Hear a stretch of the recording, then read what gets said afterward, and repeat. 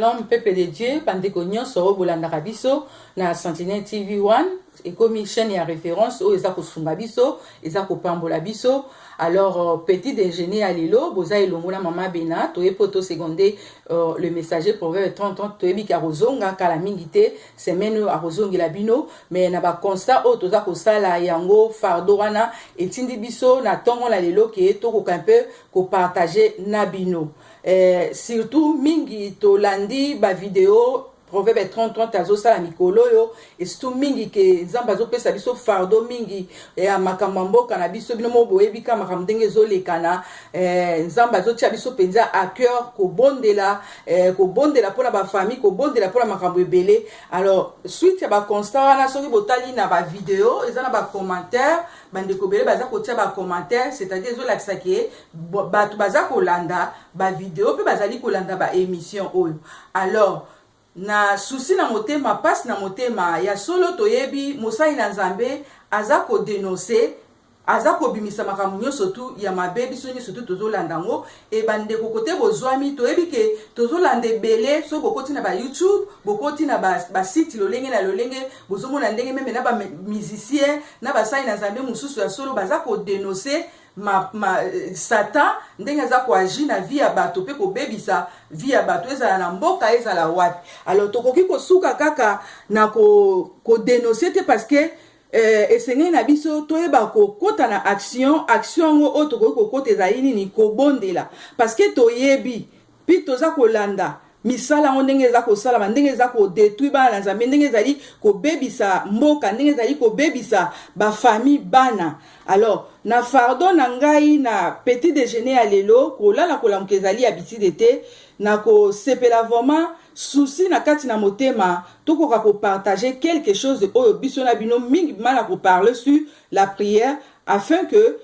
toyeba kokota na action oyo tokoki kokota nango ezali prière et mingi tomonaka politiki na makambo ya nzambe etambolaka ndenge moko. Lelo tokoki koloba tala politiki bokoki kaka kosala ba vidéo te koloba mais esengeli kopase en action mpona kolibere mboka ndenge moko mpe biso mpe na kati na mosala oyo tozosala ya kodénoncer tolandi nde bato baza koloba tokoki kaka kotikala ya kotala te kotia bacommentaire te mais esengeli na biso tokota na action wana ezali nini ezali prière oyo ekoki kokende kosikola bato oyo ekoki kokende kobebisa bamisala ya bato wana oyo ekoki kokende koneutraliser bamisala ya bato wana. Alors ezali vraiment très important. Alors na kosepela vraiment kolekisa ngunga nanga mingi te na preparaki exhortation ya mokie mpona bato nyonso oyo bokoki kolanda biso na video oyo nayebi mutu na nzambe ntango nyonso alobaka na biso ntango tolalaka eza na makambo ebele esalamaka wana biso toza ya kolala ntango oza kolamuka na ntongo kolamuka kaka lokola ngulu te lokola nyama te mais avant obanda journée na yo kota na kati na losambo bondela mpona bana na yo bondela recommande journée wana na maboko na nzambe. Soki okende musala soki bana bakokende classe bona yebi kila momo bana baza na holiday baza na ba vacances soki bakokende ba vacances ba nyonso batoromata mituka ba train nyonso koluka ko tika ngona maboko na nzambe afin que nzambe ayeba kobatela ezali très important. Alors exhortation na ngai lelo nalingi ko parler mingi na sens que nalingi ko sala mbela na bandeko nyonso o baza kolanda biso ke toluka totelema biso surtout tozala ba intercesseur ezala basali ya nzambe ezala bana na nzambe ezala basi ya nzambe ba servante na nzambe totelema biso nyonso tout kozala ba intercesseur parce que tokoki komona ndakisa moko Abraham azalaki mosali na nzambe munene awelelaki poste ya kosimba offrande te bambongo ndenge lelo tozomona basali na nzambe ebele bakomi kowelela kaka administration kote mbongo mbongo mais toza na point oyo ezali point essentiel point oyo ezali très capital oyo ezali kobima ba intercesseur kobondela mpona mboka na biso mpona bana mpona entourage na makambo ebele oyo eza kotambola te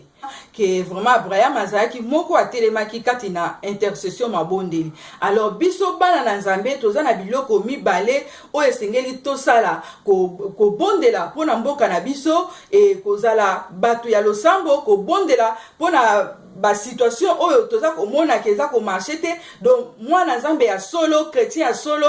esengeli kolela pona mabele na yo, kolela pona ba vie ya bandeko mususu, kolela pona musala na Nzambe ekende liboso ba âme bazala sauver. Alors biso bana na Nzambe esengeli toyeba capitale ya ba point wana ezali très important na kati na bomoi na biso oyo to ndimeli Yesu oyo to mibengi ke tozali ba chrétien to pe ba chrétienne. Alors na préparaki exhortation na ngai mukie awa pona ko lendisa bino eloko ya liboso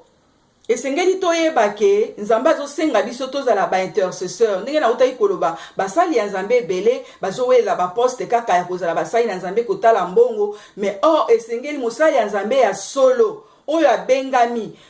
point capital oyo esengeli rôle à jouer makasi ezali intercession, la prière. Lelo même so tozomona mboka na biso ekomi down, ekomi na sebo parce que basali na Nzambe bazali susu kokende na ngomba te, komata na ngomba te, kolukelongi na Nzambe bakomi kotala kowela misolo, kowela batonga ba église, batonga bandako. Soki bokelelo na Kinshasa ekomi concurrence oyo baza kosala, oyo chaîne ya télévision oyo azotonga église oyo boye nyonso tu wana baza kowelela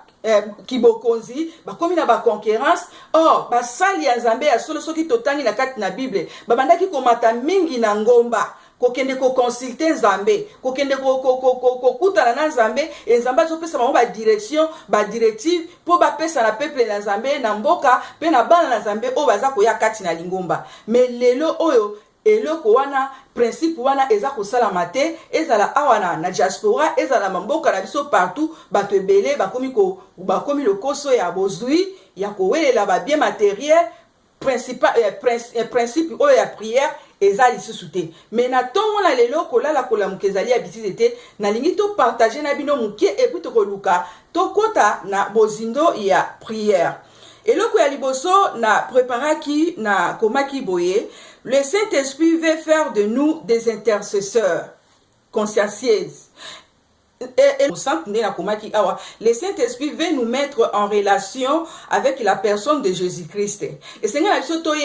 Saint-Esprit azalaka na trois principes oyo asalaka kati na bomoi na biso. Ya liboso ba chrétien et Saint-Esprit eloko liboso yaka ko révéler biso bo moto ya Jésus, aye ko révéler au Jésus-Christ azanan, azali le roi des rois, le seigneur des seigneurs. Ya mibale Saint-Esprit ayaka ko sala justice kati na bomoi na biso. Tango zo leka na ba problème na mikakatano, yi azako ya ko sala justice pona yo. Ndenge lelo tozo la pona mboka na biso, esengela sa ila biso justice na ba réalité o ezako leka. Et ya misato Saint-Esprit ayaka aussi ko jouer rôle na kati na bomoi na biso, ko convaincre biso concernant le mal. Tango oza kosala mabe, oza na kati ya lisumu, oza na makambo ya mabe, okomona ke Saint-Esprit akoya ko convaincre que likambo ozosala eza malamu te, eza mabe, esengeli oyo bakotika yango. Alors esengeli na biso toyeba ba rôle wana oyo Saint-Esprit aza ko jouer na kati na bomoi na biso.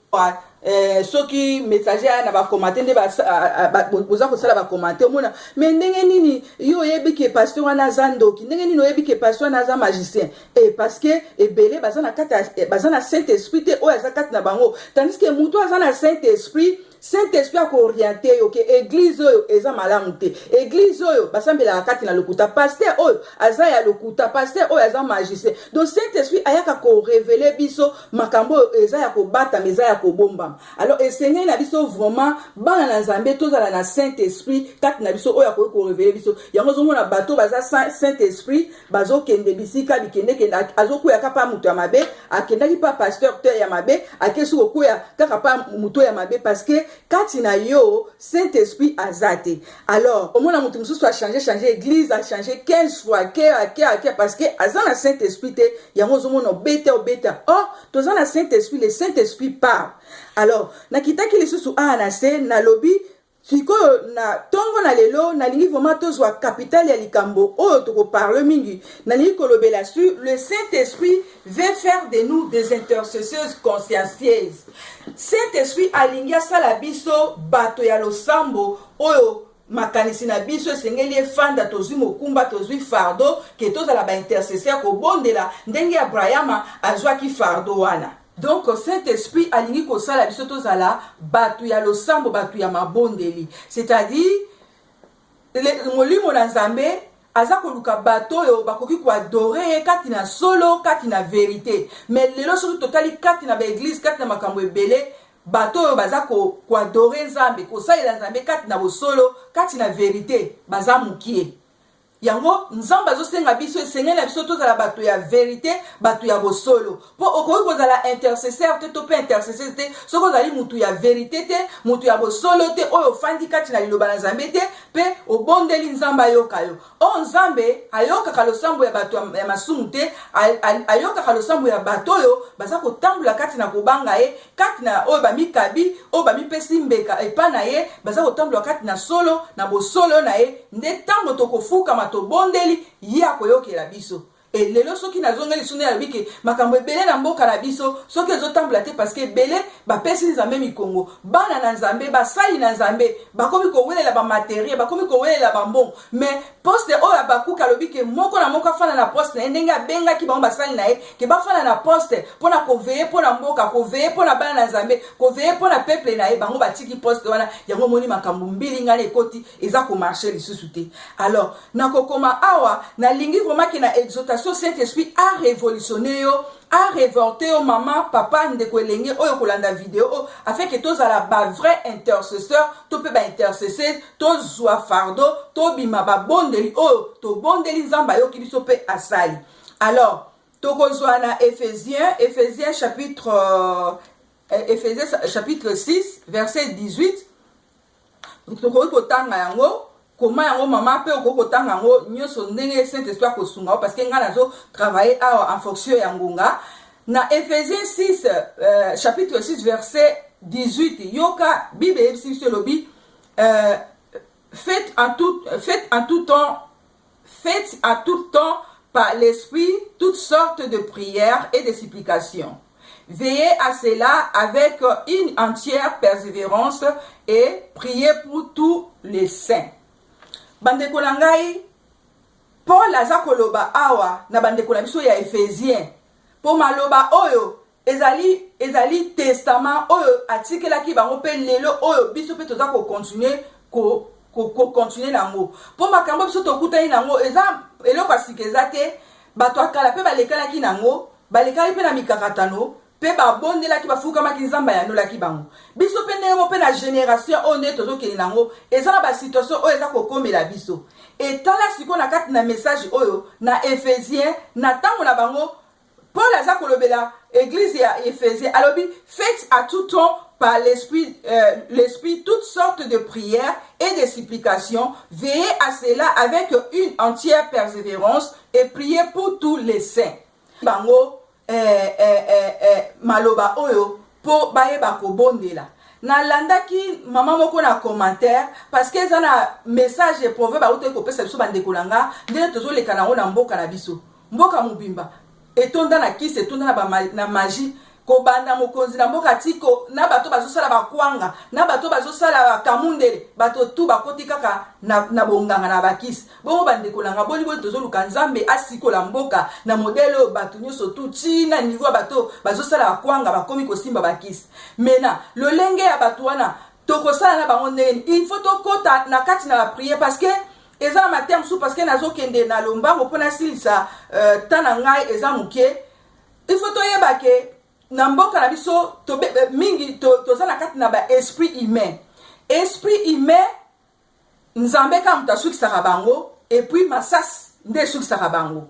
esprit humain ata bosali ndenge nini esprit humain ayaka pona ko détruire ayaka pona ko boma ayaka pona ko bebisa lelo na mboka na biso tozomona ba esprit humain ko banda likolo tina se bato batondi na bakisi bato batondi na makambo ebele alors ezosenga ifo bana na Nzambe ndenge Bible elobeli biso awa elobi ke sengeli na biso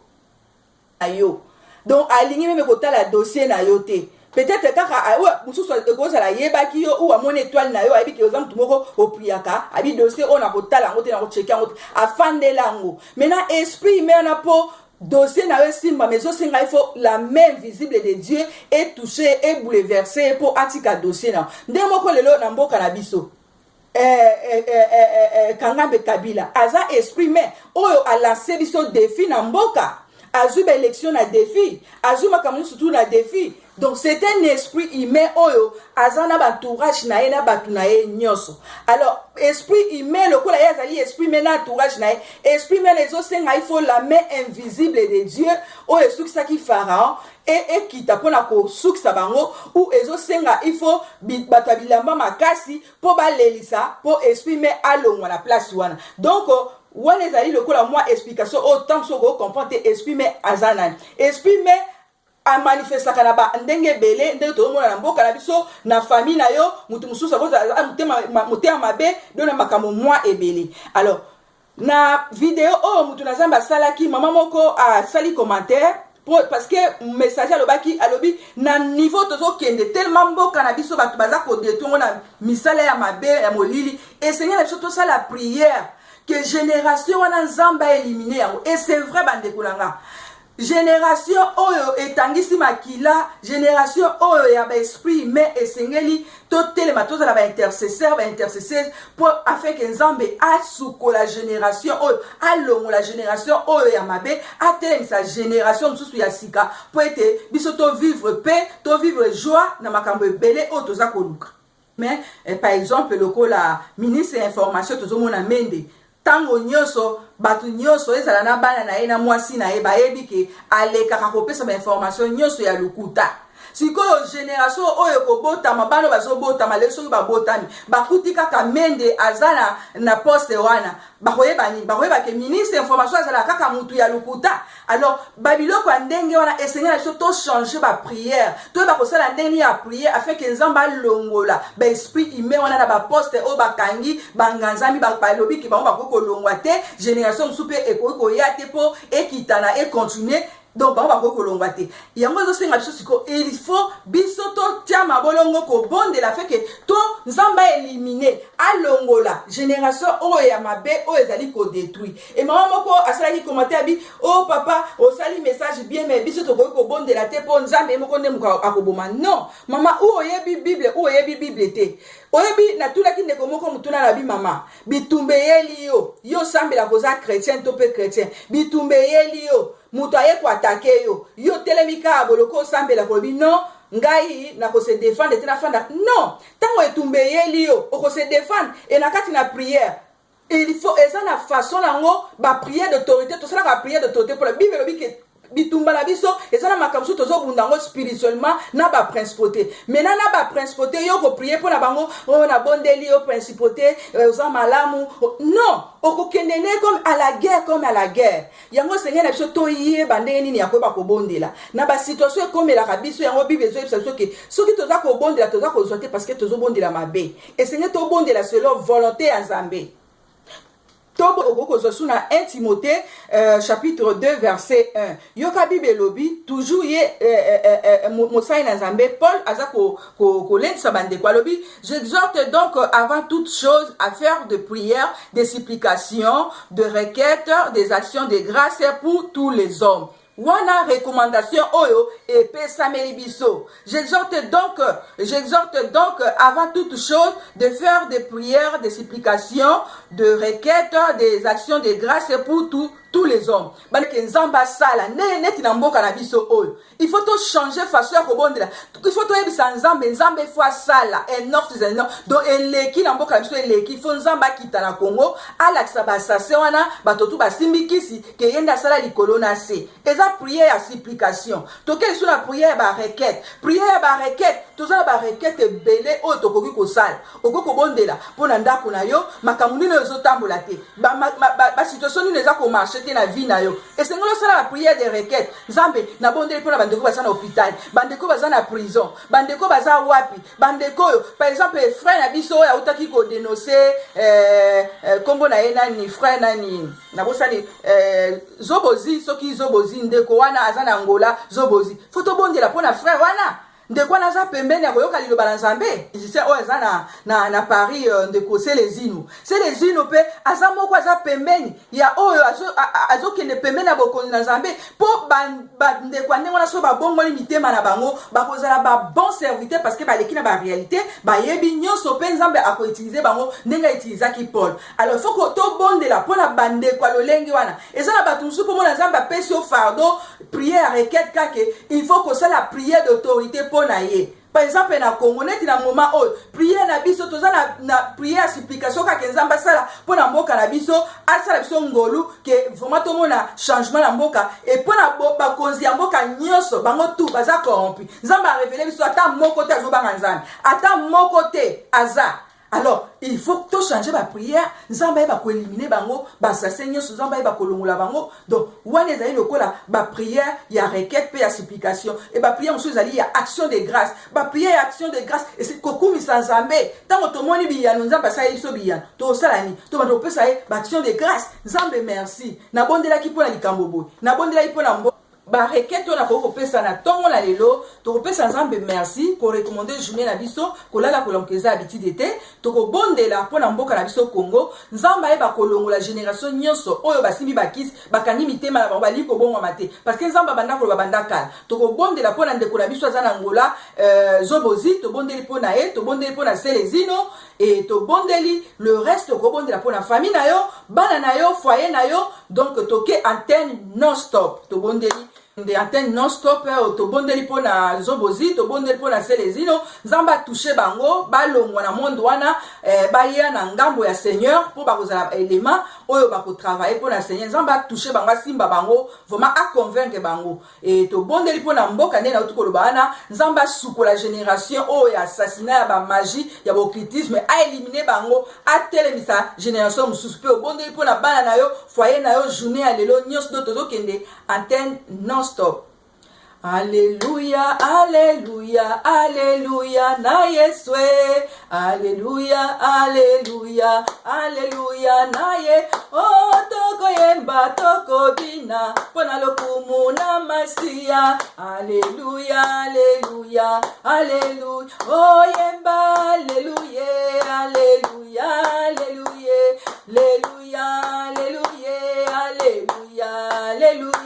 To bondeli siko, alléluia. Nzambe to pamboli yo. To pesi yo merci pour la message oyo. To pesi yo merci pour la message oyo. Kolala kolamuka ezali habitude te ya. Soki to lali to lamuka eza na bolingo na yo. Yango to pamboli journée na biso. To pamboli message oyo Nzambe. Tambusa biso na journée ya lelo. Tambusa biso na journée ya lelo. Zwana ho lokumu Nzambe. Po ete message oyo pona ko révolutionner biso. Yango to tomboli lisusu mingongo na biso yawe. Ko bondela pona mboka na biso Congo. Nzambe tika ete basase nyonso baza ko détruire mboka. Ko banda na bokonza mboka tina mutu azosala kwanga. Nzambe kita oyeba ko sakaje epe na oyo kita kati na bato nyonso oyo baza ko détruire basimbi bakisi bali ko tika te ko luka ko détruire toujours peuple na yo. Nkolo kita oyeba ko sukola oyeba ko ravager bango Nzambe na bomo. Oh Yahweh na tombo lisumungo na tongo na lelo ko bondela pona musicien oyo Zobozi ko bondela su pona musicien oyo Selezino Nzambe papa kende ko kutana na bango baza pembeni na bokonzi na yo kende ko convaincre bango posa ya koya ko abandonner ko tika ngo pa na yo kende ko toucher bango kende ko simba bango me ba oyo pe ba tie mitema na bango incrédule ba boy ko bongo ma baza bato ya lifelo Nzambe yo kende ko ba ko kutana na bango otolobi baza ba esprit mais Nzambe yo kende ko ba ko sila na bango Nzambe to pamboli yo to bosa ite ba famille na biso to bosa ite bana na biso to bosa ite ba projet na biso Nzambe yo zwa contrôle parce que tango yo zwa ka contrôle makambo nyonso etambolaka Nzambe to yo ko bondela isu pona ba esprit mais Nzambe yonde osukisaka bango ndenge osukisaki Pharaon azalaki un esprit mais yo okofondaki ye yango tobeleli yo pona ba esprit mais nyonso même ba dossier ya bandeko ebele na kati na ba compagnie na Kinshasa na wapi ekangami po ete ba esprit mais bafandeli yango ba esprit mais ba ministre nyonso bafandeli ba poste bali kolongwa te Nzambe kita oyo bakolongola mona ba poste afeke ba oya yo bazwa génération ya sika pona ko bakotambwisa oh Nzambe tobo sanité bande ko na biso na hôpital na ba prison Nzambe na ba nyonso ba zwami bisika lolenge na lolenge nkolo o baza komona pasi na ba prison ba innocent oyo bakangi bango pour rien mais baza konyokwama loboko no invisible yawe kende ko visiter bango tobo sanité nkolo ba mboko biso tofandi nkolo ba gouvernement oyo kende ko simba bango afeke ba pona ba loi ya malamu oyo ko bénéficier na biso na bana na biso na ba communauté Nzambe na bomo o yawe to pambolio Nzambe to kumisio mama kende ko bondela poto toke na suka soki esili soko moni ko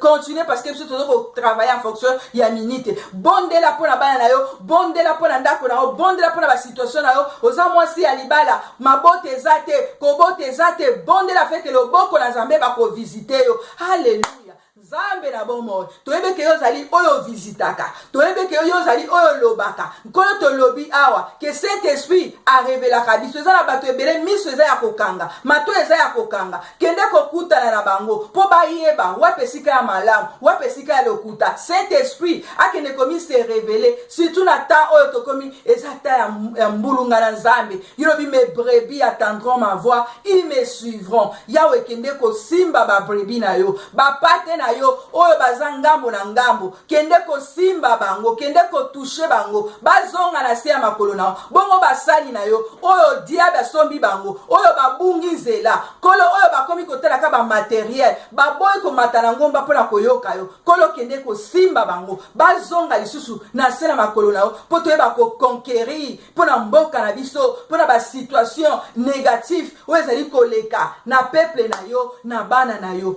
oh Nzambe okotikala Nzambe oza Nzambe oza Nzambe oza Nzambe oza Nzambe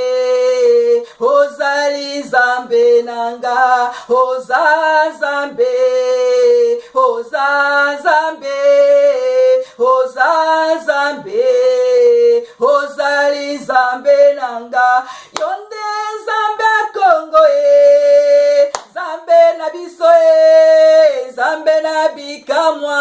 okobongwa na kate oza Nzambe oza Nzambe oza Nzambe ozali Nzambe nanga Nzambe aza ya yo aza Nzambe na yo abongwa na kate na mikakatano na ba situation oyo koleka nango kimela toujours pa na ye moto na mokila koseka o meya koseka o ta koyamba yo na nyonso yo za na ya lobi boya na mikumba na bino pa nanga ngana koyeba ko décharger bino alléluia yebisa Nzambe décharger yo yebisa Nzambe décharger yo Nzambe to sengo eba ko décharger biso na ba charge otoza nango eza ebele baza na ba charge o yawe ba charge tondi bango ya ba mikakatano ya makambo ebele yondo ebi charge oza nango yebisa Nzambe décharger yo haleluya Nzambe to sengo décharger moko na moko ba mama bilenge wapi bazomi na Paris na UK na Angola na Kinshasa wape pa yawe kito eba ko décharger biso pe fardo pesi biso na Sentinelle TV na moisson mondiale oh yawe kito eba ko décharger biso tondi saka biso ta ono na plénitude na yo na onction na yo yawe afin que to lembate to kende tango nyoso liboso po eteni lo bano lobi celui qui persévérera jusqu'à la fin sera sauvé alléluia ofandi na kemba yo kumama yawe yawe yo kumame dina kemba yo kumama na yo yawe yo kum o mobala libala yo kumama na yo Yesu yo kumame dina kemba yo kumama na yo